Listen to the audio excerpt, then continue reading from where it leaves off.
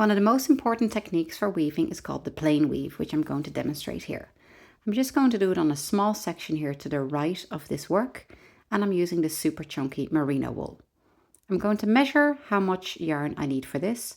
So I measure the approximate width of the work I want to use the plain weave for, and then I just take a few more lengths to give me a bit of working yarn. You can always, if you want to continue this technique, just add a new piece of yarn. We're going to start by putting the tail towards the back of the work. So the weaving technique here is over, under, as demonstrated here with my finger.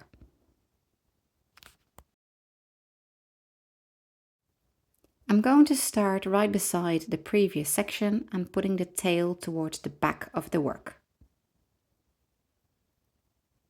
I find the other tail that I'm going to use for the actual weaving, and this is going to go over, under. So I'm going to go over the first warp thread and then under the next one. Pull that through, be careful not to pull it all the way out again. So over,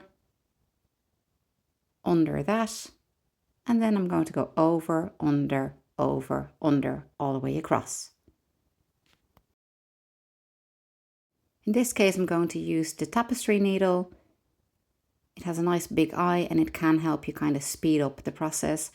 You can't really use this for the bigger yarns, or you can have a preference of just using your fingers. So go over, under, and pull it through. Use your comb to bring the yarn down so that it meets the previous yarn. And now we're going to work from right to left in the exact opposite way. So all the warp threads I've gone under, I will now be going over, and vice versa. So on the way over, I've gone under that last warp thread on the right, so I'm now going to go over, which means the next one is going under, over. Over this warp thread, under, over, under.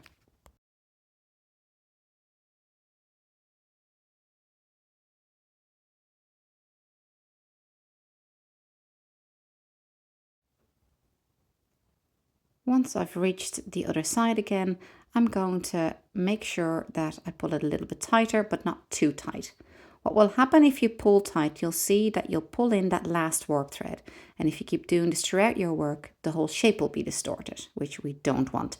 So give yourself enough space of yarn on the side. And a good way to do this is just to kind of form a bit of an arch and then use your comb to bring down that yarn to sit on top of the previous row.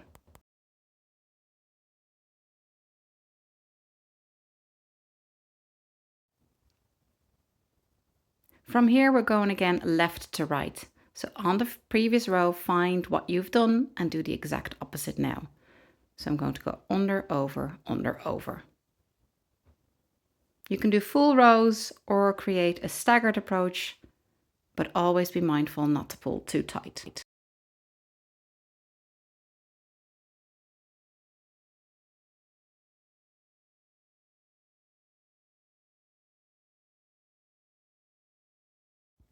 Again, at the end, just bring down the yarn with the comb and do another row. A slightly shorter row in this case, and then I'm going to return from that point. Just always doing the opposite of what I did the previous row. And that's your plain weave technique.